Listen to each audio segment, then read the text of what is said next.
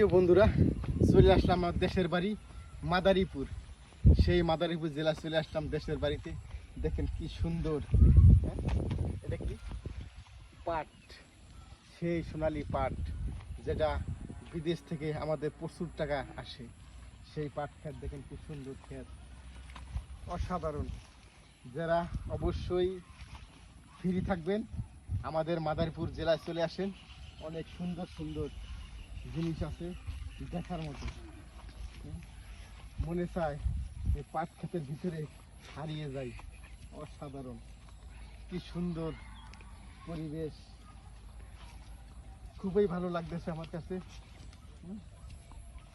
আসলে এরকম একটা দিন, এরকম একটা বিকাল আমি পাবো কখনো কল্পনাও করি নাই।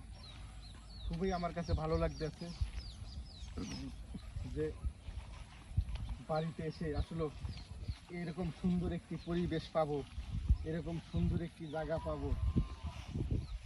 এত ভালো লাগতেছে, কি ঠান্ডা বাতাস চলে আসতেছে, শরীরে লাগতেছে, সেটা খুবই ভালো লাগতেছে।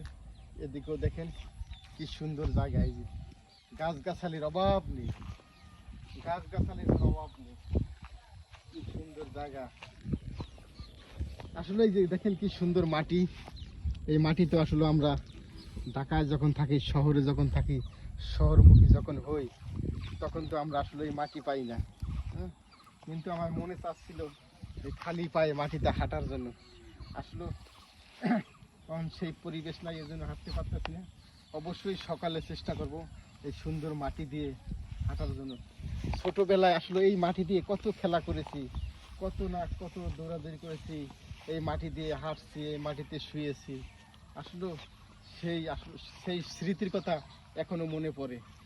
সেই ছোটবেলার স্মৃতির কথা বাড়িতে আসলে মনে পড়ে। আসলে আমাদের অনেকে মনে থাকতে চাইলেও আমরা মনে রাখতে পারি না, ঠিক আছে?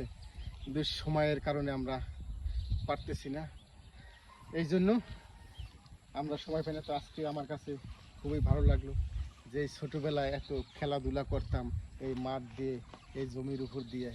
তাই আমার কাছে অসাধারণ, খুবই ভালো লাগলো। তো যারা একটু সময় পাবেন অবশ্যই আমার মতো এরকম একটু ঘুরবেন, হাঁটবেন, ভালো লাগবে। এবং যারা ফিরে আছেন অবশ্যই আমাদের মাদারীপুরে অবশ্যই চলে আসেন।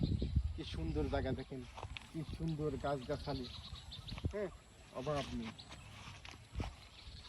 খুবই ভালো লাগতেছে, অসাধারণ। সব মিলিয়ে আমার কাছে খুবই ভালো লাগলো। আপনাদের কাছে কেমন লাগলো অবশ্যই সবাই আমাকে জানাবেন।